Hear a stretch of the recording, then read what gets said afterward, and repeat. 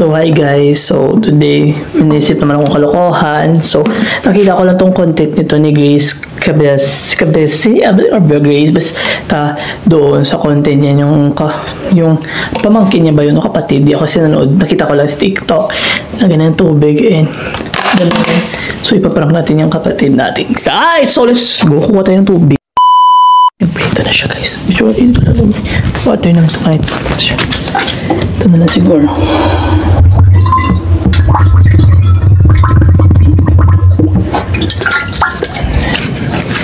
Let's go. Wait, dito may kanta dyan. Dito may sip, oh. Sip. Dito sip. Sip. Ay, nakita ko mga tamo. Paprito ko. Namin siya kung brilyante nang no. Lapit din dapat to. Go na. Tapos ako ni amang tungkod, ako si Mau tungkod ni Mau. Nutusan kita. Ipakita mo kung ano nangyayari sa kanta dyan. Tapos pag may brilyante. Ikaw si Mau. Oh, goy! Paprito ko ba lang?